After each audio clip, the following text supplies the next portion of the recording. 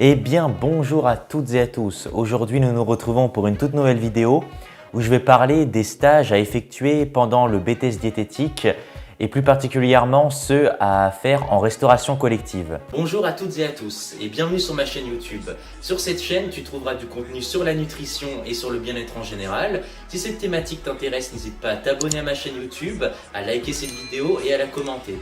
Tu peux aussi venir me rejoindre sur Instagram ou me soutenir sur Utip. Et sur ce, je vous laisse avec la suite de la vidéo. Peut-être que vous êtes intéressé par le BTS diététique et que vous voulez savoir globalement comment il se passe. Donc il faut savoir qu'il y a des cours théoriques forcément et il y a également en tout 20 semaines de stage à faire pendant le BTS, dont 5 semaines en restauration collective. Et c'est de ces stages-là que nous allons parler dans cette vidéo. Donc déjà, il faut savoir qu'il y a encore peu de temps, il n'y avait seulement que 4 semaines de stage en restauration collective à faire, mais ça vient de passer à 5 semaines il y a peu de temps, il me semble 1 ou 2 ans seulement. Donc ces stages-là sont à effectuer pendant la première année du BTS diététique et sont à effectuer dans 2 structures différentes. Donc par exemple, vous pouvez faire 3 semaines dans une structure et 2 semaines dans une autre. Mais il faut savoir qu'avec le Covid-19, vu que les stages sont un peu plus durs à trouver, parfois il était toléré pour cette année d'avoir effectué seulement 4 semaines de stage de restauration collective et au sein d'une même structure. Mais bon voilà, en temps normal, c'est bien 5 semaines de stage en restauration collective qui sont à effectuer. Alors déjà, où est-ce que vous pouvez effectuer ces stages-là ? Alors il faut savoir que vous pouvez faire votre stage partout où il y a une restauration collective. Donc ça peut être dans des écoles, des collèges, des lycées, des universités, mais aussi des maisons de retraite, des EHPAD, des entreprises voilà, où il y a une restauration ou encore une cuisine centrale. Donc quand même le choix est plutôt large et il faut quand même savoir que globalement ces stages-là sont les plus faciles à trouver. Voilà. Vu qu'il y a quand même pas mal de choix et quand même qu'en général les stagiaires sont quand même bien utiles pour la main d'œuvre apportée, ces stages-là sont quand même assez faciles à trouver, mais bon, il faut quand même s'y prendre en avance. L'idéal avec les 2 stages à faire, c'est de pouvoir voir à la fois les liaisons froides et les liaisons chaudes pour pouvoir étudier les deux. Dans mon cas, dans mes 2 stages, j'ai vu à la fois des liaisons froides et des liaisons chaudes. Donc voilà, peut-être que ça sera aussi votre cas. Mais voilà, l'idéal c'est de varier. Et aussi c'est mieux d'effectuer vos stages au sein de 2 publics différents, de 2 populations différentes. Par exemple, pour reprendre mon cas, j'ai effectué mon premier stage au sein d'un collège-lycée et mon deuxième stage au sein d'un EHPAD. Donc au moins, j'ai pu voir les personnes âgées avec aussi les textures mixées et puis les adolescents. Donc voilà, c'est bien de pouvoir varier les populations si c'est possible. Même si vous pouvez très bien effectuer vos 2 stages, par exemple dans des collèges, voilà, ça ne posera pas de soucis. Mais voilà, le mieux c'est de varier les liaisons et aussi la taille des entreprises. C'est mieux de varier le nombre de couverts, par exemple de faire une petite structure qui produit un nombre assez faible de repas par jour et à côté de faire une très grosse structure voilà, qui vraiment produit peut-être 1000 repas par jour.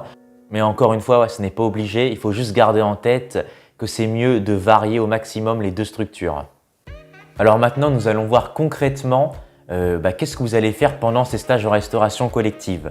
Donc déjà, il faut savoir qu'il n'est pas obligatoire qu'un diététicien travaille au sein de la restauration collective, mais ça ne pose pas de problème non plus s'il y en a un forcément.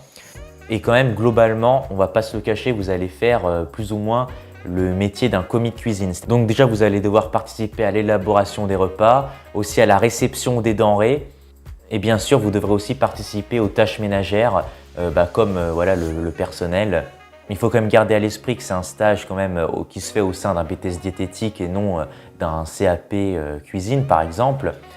Donc il faut quand même vérifier si l'équilibre alimentaire est respecté par rapport aux recommandations du GMRCN. Et il faut aussi vérifier si les bonnes pratiques d'hygiène sont respectées pour éviter une toxi-infection alimentaire collective.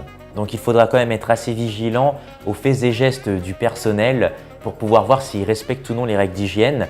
Et dans la plupart des cas, vous allez voir que des règles d'hygiène ne sont pas respectées. Et dans ces cas-là, théoriquement, il va falloir essayer de communiquer au personnel ce que vous avez vu qui ne va pas pour qu'ils essayent de le modifier.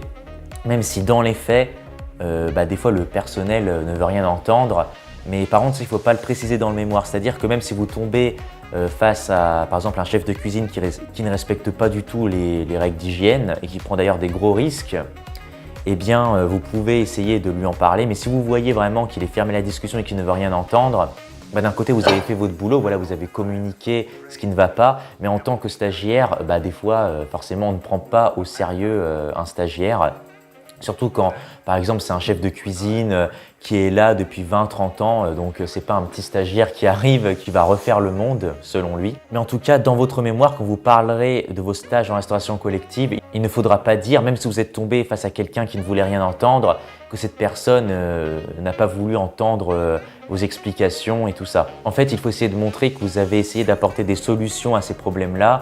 Et l'idéal est que le personnel rectifie les règles d'hygiène qui ne sont pas respectées et aussi qu'il rectifie son plan alimentaire si celui-ci n'est pas respecté.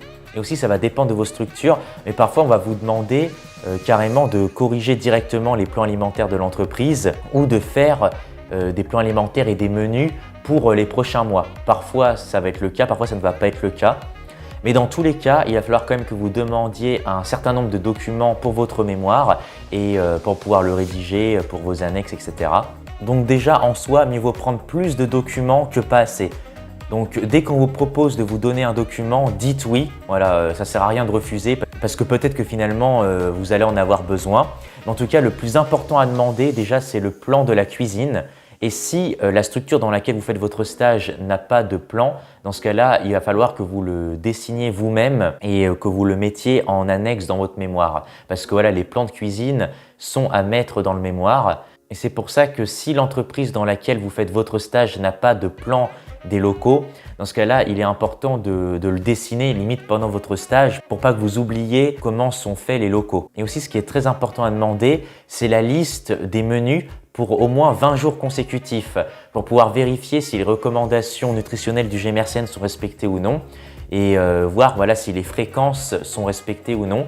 Et l'idéal, c'est de faire ça pendant votre stage pour pouvoir ensuite communiquer à votre tuteur si l'équilibre est respecté ou non et voir ce qui pourrait être modifié. Et aussi, vous pouvez demander des analyses microbiologiques s'il y en a eu. Vous pouvez demander la liste des fournisseurs, l'organigramme de la cuisine, le diagramme de fabrication d'un plat ou encore la liste des chambres froides avec leur température, leur contenu, etc.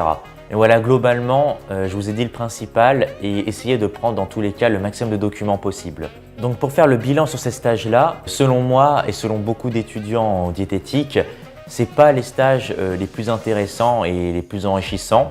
Mais selon la structure et l'équipe dans laquelle vous allez tomber, vous pouvez très bien passer un très bon stage ou un stage plutôt moyen.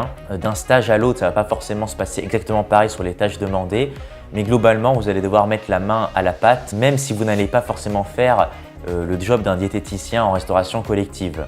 Comme je vous l'ai dit, vous allez aussi participer aux tâches comme un commis de cuisine, tout simplement.